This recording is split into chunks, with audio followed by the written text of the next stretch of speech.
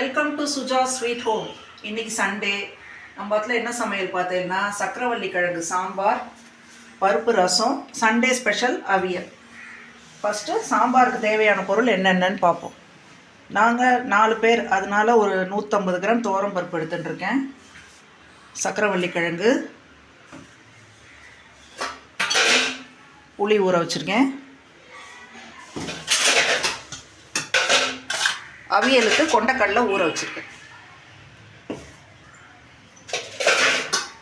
இப்போ ஃபஸ்ட்டு சாம்பாருக்கு பருப்பை வேக போடலாம். பருப்பு ரசத்துக்கு பருப்பு ஜலத்தை விட்டு பண்ணணும். அதனால் சாம்பாருக்கு பருப்பு வேக போடுறப்ப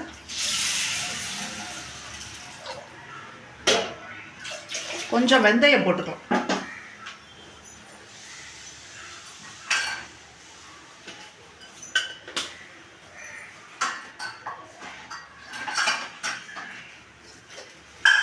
வெந்தயம் போடுறதுனால சாம்பார் நைட் வரைக்கும் கெடாமல் இருக்கும்.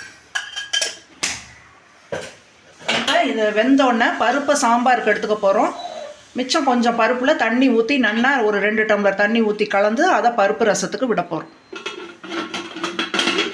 இப்போ பருப்பு வேகட்டும். இப்போ சாம்பார் வைக்க போகிறோம். நான் ஊற போட்ட புளியிலேருந்து ஒரு 3 டம்ளர் தண்ணி விட்டு கரைச்சிட்டுருக்கேன்.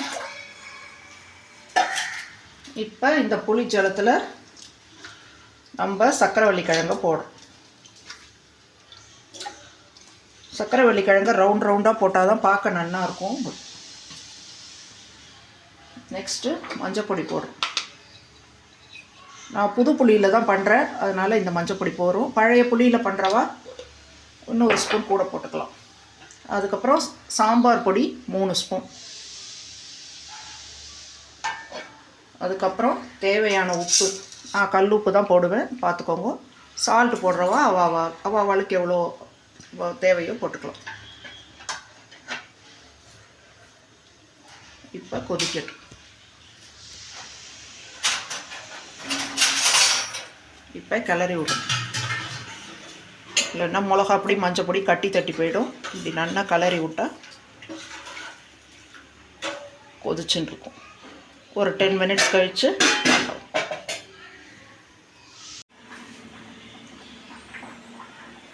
இப்போ இங்கே பார்த்தீங்கன்னா சாம்பார் கொதிச்சுன்னு இருக்கு. நம்ம இன்னொரு அடுப்பில் ரசத்துக்கு தேவையானதை பண்ணலாம். புளி ஒரு ரசத்துக்கு வச்சுருந்த புளியை ஒரு 1.5 டம்ளர் தண்ணி விட்டு கரைச்சி வச்சுட்டுருக்கேன். அதில் 3 தக்காளி பழம், மஞ்சள் பொடி 1/2 ஸ்பூன்,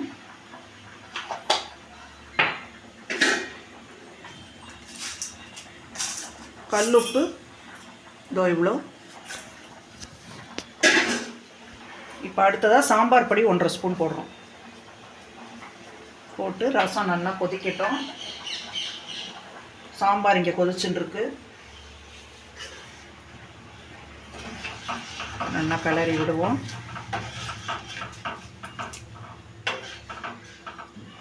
இப்போ பார்த்தேன்னா பெண்களுக்கு ஆஃபீஸ் வேலை வீட்டு வேலைன்னு 24 மணி நேரமும் வேலை இருந்துகிட்டே தான் இருக்குது. அது ஆஃபீஸ் வேலைக்கு நம்ம ஒன்றும் பண்ண முடியாது. ஆனால் வீட்டு வேலையில் பெண்களோட நேரத்தை பெரும்பகுதியை எடுத்துக்கிறது சமையல் வேலை தான். நம்மளால் முடிஞ்ச அளவு சமையல் செய்கிற நேரத்தை குறைச்சிட்டு பெண்கள் தனக்கான நேரத்தை எடுத்துக்கலாம். எல்லா பெண்களும் தனக்காக தன்னுடைய ஆசைக்காக தினசரி கொஞ்சம் நேரம் ஒதுக்கினா அதில் தப்பே கிடையாது. அந்த ஆசை என்னவா வேணால் இருக்கலாம். புக்கு படிக்கிறதா இருக்கலாம், பாட்டு கேட்குறதா இருக்கலாம், கார்டனிங் பண்ணுறதா இருக்கலாம், எதா வேணால் இருக்கலாம். ஆனால் நமக்குன்னு கொஞ்சம் நேரம் ஒரு நாளைக்கு ஒதுக்கியே ஆகணும். ஸ்ட்ரெஸ் ஃப்ரீ லைஃபுக்கு அதுவும் ஒரு வழி. இப்போ நம்ம சாம்பாருக்கு பருப்பு வெந்துருத்தா பார்க்க போகிறோம். பருப்பு நல்லா வெந்துருத்தும். அதை கரண்டியால் ஒரு தடவை மசிச்சுக்கணும். இப்படி மசிக்கிறப்ப சூட்டில் பருப்பு மையாக வெந்துடும். இப்போ இதில் கொஞ்சம் பருப்பை நம்ம ரசத்துக்கு எடுத்து வச்சுட்டு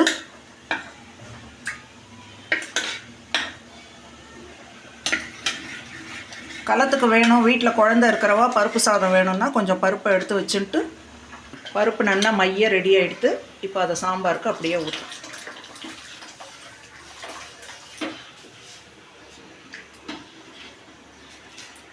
அவ்வளோதான், சக்கரவள்ளி கிழங்கு சாம்பார் ரெடி. நம்ம மசிச்சதுனால பருப்பு நல்லா மசிஞ்சுடுத்து. இதுக்கப்புறம் ஒரு 5 நிமிஷம் நல்லா கொதி விட்டு தாளிக்க வேண்டியது தான். சக்கரவள்ளி கிழங்கு சாம்பார் ரெடி. இப்போ நம்ம எடுத்து வச்சுருக்கிற பருப்பில் ஒரு 2 டம்ளர் தண்ணி ஊற்றி கரைச்சி வச்சுப்போம் ரசத்துக்கு. இப்போ சாம்பார் கொதிச்சுட்டுருக்கு, ரசம் கொதிச்சுட்டுருக்கு. இப்போ நெக்ஸ்ட்டு நம்ம பண்ண போகிறது அவியல். அவியலுக்கு தேவையான காய் என்னன்னு பார்த்தீங்கன்னா கேரட்டு, பரங்கிக்காய், பீன்ஸு, உருளைக்கிழங்கு, சக்கரவள்ளி கிழங்கு. இங்கே நான் இப்போ எங்கிட்ட இருக்கிற காயிலேருந்து எடுத்து வச்சுருக்கேன். ஆனால் அவியலுக்கு எல்லா காயும் போடலாம். அவரைக்காய், முருங்கைக்காய், கொத்தரங்காய், சேப்பங்கிழங்கு, சேனக்கிழங்கு எல்லாமே போடலாம். வெண்டைக்காய் போடக்கூடாது, புடலங்காய் போடக்கூடாது, சொரைக்காய் போடக்கூடாது. சௌ போடலாம். இந்த மாதிரி எவ்வளோ காய் இருக்கோ அவ்வளோ போடலாம். இப்போ அவியலுக்கு இந்த காய்கறிகளோடு சேர்த்து இந்த மாதிரி தான் நறுக்கிக்கணும். குண்டு குண்டாக நறுக்கினா பார்க்கவும் நல்லா இருக்காது, கடிக்கிறதும் கஷ்டம். குழந்தைகள்லாம் இருப்பா, அதனால் இப்படி நறுக்கினா ஒரே மாதிரி வேகும், கடிக்கிறது ஈஸி. இது கூட கொண்டைக்கடலை போட்டுக்கலாம், பச்சை பட்டாணி போட்டுக்கலாம், வெள்ளை பட்டாணி போட்டுக்கலாம், கருப்பு கொண்டைக்கடலை போட்டுக்கலாம், மொச்சை போட்டுக்கலாம், காராமணி போட்டுக்கலாம், என்ன வேணால் போட்டுக்கலாம். அதை நம்ம காலையில் எழுந்தோடனே ஊற வச்சிட்டோன்னா அதை வேக வச்சு இதோட கலந்துக்கலாம். காய்கறி, புரோட்டீன் எல்லா சத்தும் சேர்ந்து கிடைக்கும். அவியல் பண்ணுறது ரொம்ப ரொம்ப ஈஸி. இதுக்காக நம்ம தனியாக காய் கூட வாங்க வேண்டாம். நம்ம வாங்கின காயிலேயே வீக்கெண்டில், சண்டேஸில் எந்தெந்த காய் மிச்சம் இருக்கோ அதெல்லாம் போட்டும் பண்ணிக்கலாம். வெண்டைக்காய், புடலங்காய், சொரைக்காய் போடக்கூடாது, அவ்வளோதான். பாக்கி எல்லா காயும் போட்டுக்கலாம்.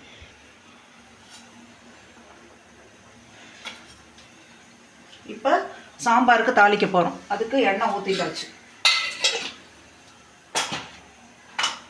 எண்ணெய் காஞ்சோன்னு கடுகு,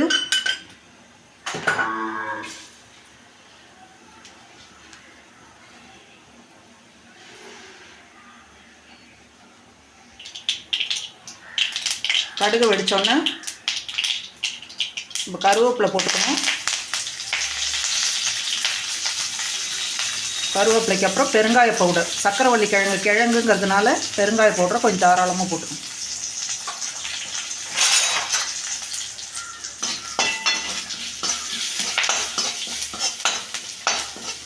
சாம்பாரில் இது போட வேண்டியது.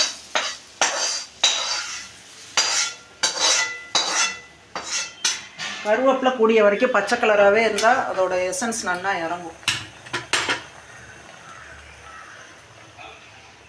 நெக்ஸ்ட்டு இப்போ இதே இழுப்பு சட்டி ரசத்துக்கு நெய்யில் தாளிக்க போகிறோம். நெய் 1 ஸ்பூன்,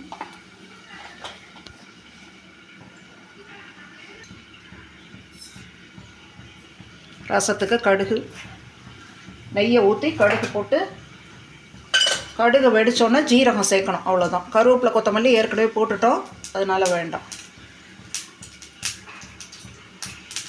ஜீரகமும் பெருங்காயமும் சேர்க்கணும், அவ்வளோ. கடுகு வெடிக்கிறது, ஜீரகம் சேர்க்குறேன்.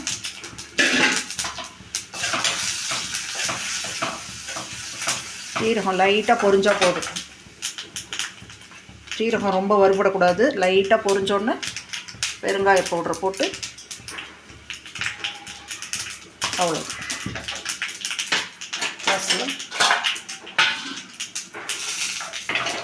ரசத்தில் போடணும். அவ்வளோ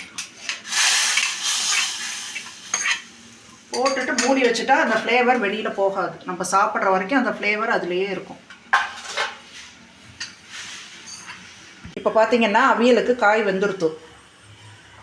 இப்போ இது கூட நம்ம அரைச்சி சேர்க்க வேண்டியது தேங்காய், பச்சை மிளகா, ஜீரகம், 1 துண்டு இஞ்சி. இதை இப்போ ஃபைன் பேஸ்ட்டாக அரைச்சி இதில் சேர்க்கணும். கொண்டைக வச்சு இதோட கலந்து வச்சுருக்கேன். கொண்டைக்கடலைக்கு பதிலாக பட்டாணி எது வேணாலும் நம்ம சேர்த்துக்கலாம். பட்டாணி, மொச்சை, கருப்பு கொண்டைக்கடலை, காராமணி எது வேணாலும் நம்ம சேர்த்துக்கலாம். இப்போ நம்ம அரைச்சின்னு வந்தாச்சு நைஸ் பேஸ்ட்டாக. தேங்காய், பச்சை மிளகா, ஜீரகம், இஞ்சி. நான் இந்த காய்கறிக்கு 6 மிளகா போட்டிருக்கேன். மிளகாயை பொடி பொடியாக நறுக்கி அரைக்கணும். இப்போ இந்த கொண்டைக்கடலை தனியாக வேக வச்சுருக்கேன். இந்த மாதிரி மசிச்சா கையில் மசியணும். இப்போ இந்த பேஸ்ட்டை இதில் கொட்டும்.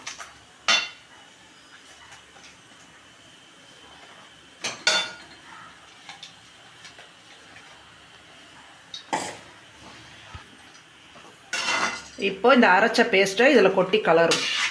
நம்ம கொஞ்சம் தண்ணி விட்டு தான் அரைக்கணும், அப்போ தான் இந்த மாதிரி நைஸாக அரையும். அதனால கொஞ்சம் அந்த தண்ணி சுண்டுற வரைக்கும் தண்ணி ஃபுல்லாக சுண்டணும். அதனால கேஸில் ஒரு 3 நிமிஷம்,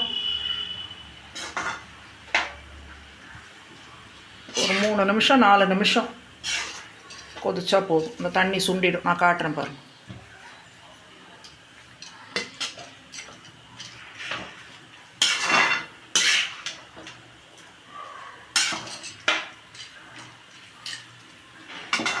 தண்ணி ஊற்றி அரைச்சாதான் அது நல்லா பைண்டிங்காக பேஸ்ட்டாக வரும்.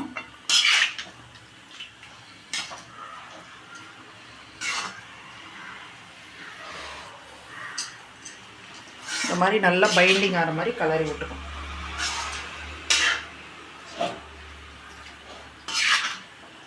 அவ்வளோதான். இப்போ பாருங்கள், தண்ணி எல்லாம் சுண்டிடுத்து.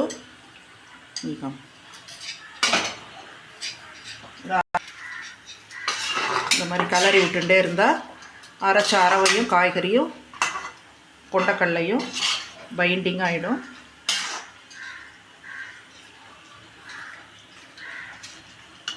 இந்த பாருங்கள், ஃபுல்லாக சுண்டிடுது.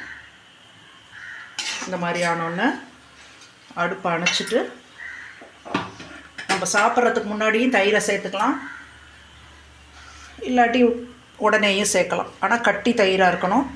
இப்போ நீங்கள் வந்து 2 வேளைக்கு நைட்டுக்கும் வேணும், இந்த அடைக்கு பெஸ்ட்டு காம்பினேஷன், இந்த அவியலுக்கு பெஸ்ட்டு காம்பினேஷன் அடை. இப்போ நைட்டு அடை பண்ண போகிறோம், அவியல் வேணும்னு நினச்சேன்னா இந்த கன்சிஸ்டன்சிலேயே எடுத்து ஆறினோன்னு ஃப்ரிட்ஜில் வச்சிடணும். நம்ம நைட்டு டிஃபன் சாப்பிட்றப்போ அதில் தயிர் ஆட் பண்ணிக்கலாம். இப்போ நான் லஞ்சுக்கு பண்ணியிருக்கிறதுனால இப்போயே நான் தயிரை கலக்கிறேன். கட்டி தயிர், வீட்டு தயிர்,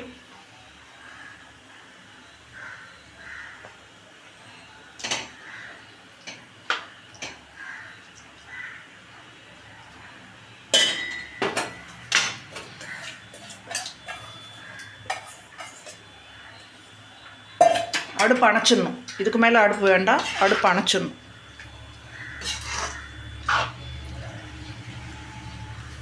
நீங்கள் செஞ்சுட்டு சாப்பிட லேட் ஆகும்னா சாப்பிட்றதுக்கு முன்னாடி தயிர் கலந்துட்டா போகிறோம்.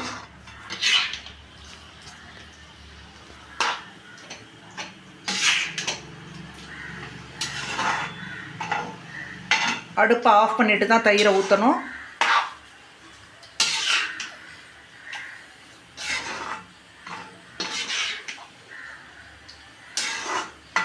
இப்போ இந்த அடையை சாதத்துக்கு தொட்டுன்னு சாப்பிட்லாம், அடைக்கு தொட்டுன்னு சாப்பிட்லாம், சப்பாத்திக்கு தொட்டுன்னு சாப்பிட்லாம். எல்லா காய்கறி, இது முக்கியமாக இது ஆயில் ஃப்ரீ டிஷ். டயட்டில் இருக்கிறவா தாராளமாக நிறையா சாப்பிட்லாம். முக்கியமாக இதில் ஒரு சொட்டு ஆயில் கூட கிடையாது, தாளிப்பு கிடையாது. இது வந்து அடை சப்பாத்தி மாதிரி எல்லா டிஃபனுக்கும் நல்லாயிருக்கும்.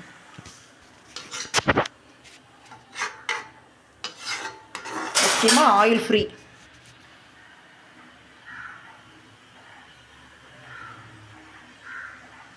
இன்னொரு விஷயம், இதில் இந்த காய் தான் போடணும், இந்த காய் வேணும், இந்த காய் வேண்டாம், அதெல்லாம் கிடையாது. வீட்டில் எந்த காய் இருக்கோ அதை போட்டுக்கலாம். வெண்டைக்காய், புடலங்காய், சொரைக்காய் தவிர எல்லா கிழங்கும் போட்டுக்கலாம். சேனக்கிழங்கு, சேப்பங்கிழங்கு, கத்திரிக்காய், முருங்கைக்காய், கோஸ் போடக்கூடாது, பாக்கி எல்லாம் போட்டுக்கலாம். சண்டே சமையல் ஓவர். இன்றைக்கி என்ன காம்போன்னு பார்க்கலாமா? ஒயிட் ரைஸ், சகப்பரிசி சாதம், சக்கரவள்ளி கிழங்கு சாம்பார், பருப்பு ரசம், சண்டே ஸ்பெஷல் அவியல். இந்த அவியலில் என்ன ஸ்பெஷாலிட்டின்னா, இது நோ ஆயில், ஒரு சொட்டு ஆயில் கூட இதில் கிடையாது. மறக்காமல் நம்ம சேனலை சப்ஸ்கிரைப் பண்ணுவோம். தேங்க்யூ.